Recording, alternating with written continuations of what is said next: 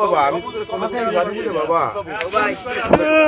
বাবা বাবা, আমি তো তোর হতভাগা বাবা রে, আমি তো কোলেও করতে পারিনি,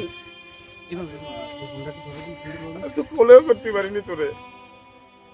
তোর প্রতি আমার সেই মায়া জন্ম নিনি, আমি তোরে কোলে নিনি, কিন্তু তোর মার প্রতি আমার যে মায়া, আমার আমার তোর মার প্রতি মায়া, আমার তোর প্রতি তো কষ্ট হয়নি, আমার তো তোর প্রতি সেই মায়াটা তৈরি হয়নি।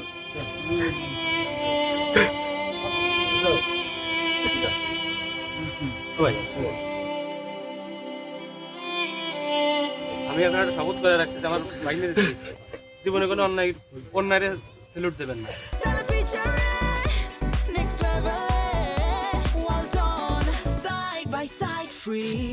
আমার সাইডে যাওয়ার কথা ছিল,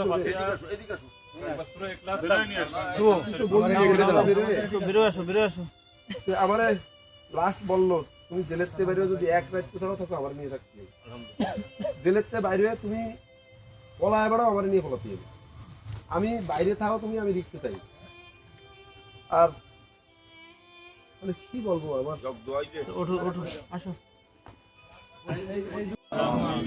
রব্বুল আলামিন, আমি এক হতভাগা স্বামী, আমি স্ত্রীর জন্য হাত পেয়েছি তোমার দরবারে।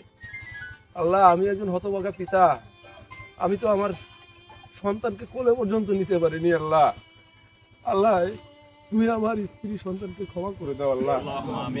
আল্লাহ, আমার তো নিষ্পাপ শিশু, আল্লাহ আমার এই নিষ্পাপ শিশু সন্তান যে দুনিয়ার কিছু বোঝিনি, আল্লাহ ও তো দুনিয়ার কোনো কিছু পাপ করিনি।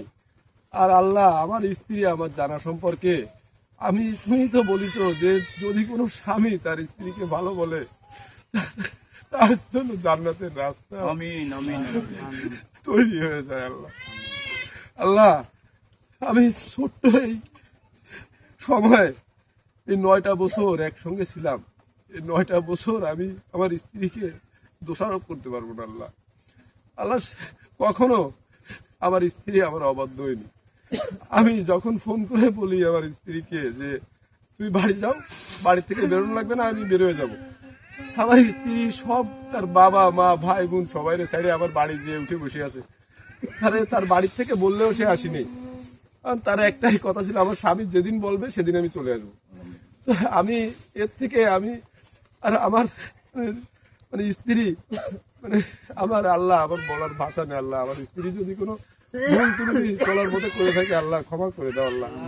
আমি স্বামী হিসেবে আমি তোমার কাছে ক্ষমা চাচ্ছি আল্লাহ। আল্লাহ, আমার স্ত্রী যদি হত্যা হয়ে থাকে আল্লাহ, তুমি এর সঠিক বিচার করো আল্লাহ, এর সঠিক তদন্তের মাধ্যমে তুমি এর বিচারের ব্যবস্থা করো আল্লাহ। আল্লাহ, আমি স্বামী হয়ে তোমার দরবারে হাত তুলেছি আল্লাহ। আল্লাহ, আমার কথা বলার শক্তিও নাই আল্লাহ, আমার স্ত্রীকে তুমি ক্ষমা করো। আমিন।